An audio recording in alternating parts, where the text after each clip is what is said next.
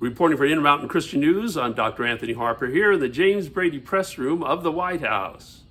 Now, today at the State Department, I was able to ask some more questions about that UN agency, UNRWA, which stands for United Nations Relief Works Agency. There's a lot of information about that on IsraelBehindTheNews.com, also on our YouTube channel by the name of Intermountain Christian News.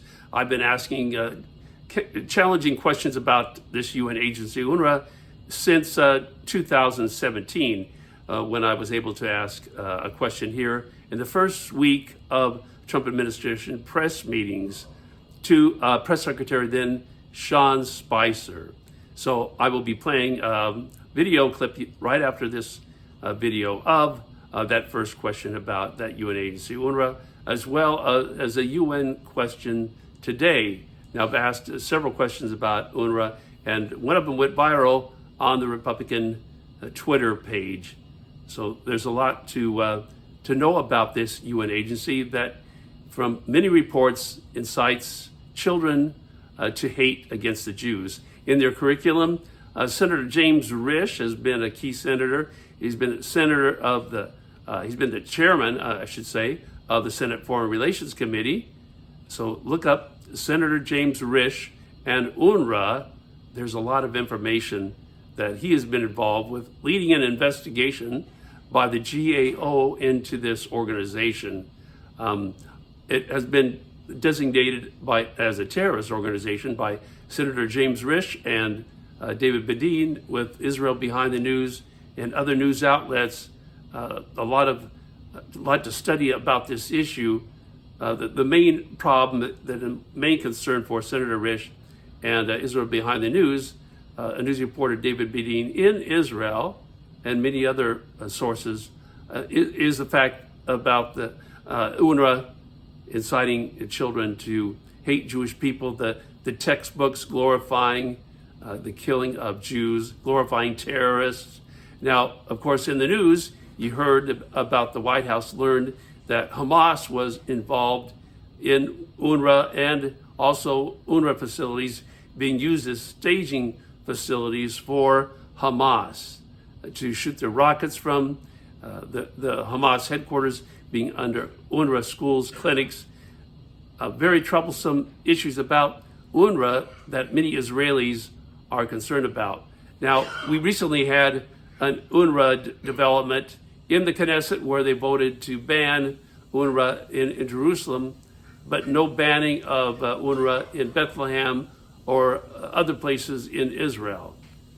The further development we're waiting on this matter.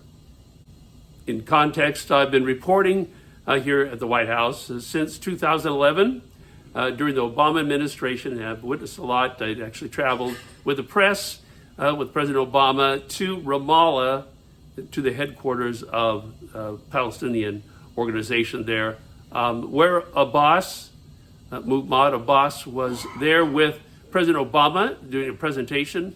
Also in Jerusalem at a convention center where President Obama was speaking. Witnessed a lot there, also being in the Israel Prime Minister's residence when President Obama and Prime Minister Netanyahu were speaking to the audience, to reporters there. A lot of history regarding Israel news reporting that I've been involved with, including travels to Copenhagen, Denmark, with a meeting with the ambassador to Israel from Denmark. That was a very special meeting, and being in the the Denmark ambassador's home for a special Israel event honoring their celebration of the 70-year history of their independence. This has also led me into other areas. I think about Jewish areas like Vilnius, Lithuania, for reporting on the desecration of the Jewish cemetery and so much more. So for more information on the reporting about Israel, UNRWA, all you have to do is go to our YouTube channel, Intermountain Christian News, and you can see all the videos that have been done in Israel with Israel leaders, interviews about the matter of UNRWA and many other issues, and my interview with the Prime Minister, Netanyahu, and the Prime Minister's brother, Dr. Edo Netanyahu.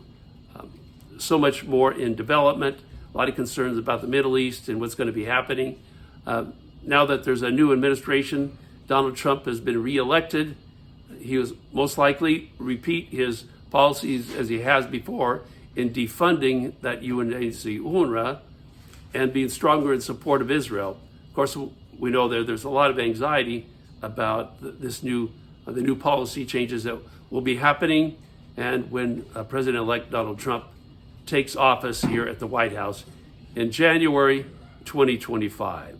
Thank you, Matt. According to Israel Behind the News report, UNRWA schools in Bethlehem are reopened and UNRWA is actively participating in the war against Israel. My question to you is, will the U.S. therefore demand on arms and ammunition inspection of UNRWA schools and medical clinics and a follow-up? So I don't know what report you're referring to, but we do not believe that UNRWA is engaged in active war against the state of Israel. Okay. UNRWA, let me just finish. UNRWA exists to provide humanitarian services to the Palestinian people. We believe it's important work that they play.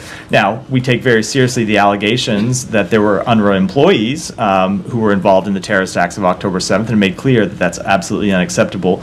And those employees must be held accountable for those actions, but that's different than painting with a broad brush the entire organization. Again, another issue, in light of the US UNRWA Accord, which conditions US aid to UNRWA on the removal of incitement in texts and murals from UNRWA, will the US demand that murals and texts which glorify murder of Jews be removed from UNRWA refugee camps in Bethlehem? I don't know exactly what specific report you're referring to, so I'm not going to comment on it.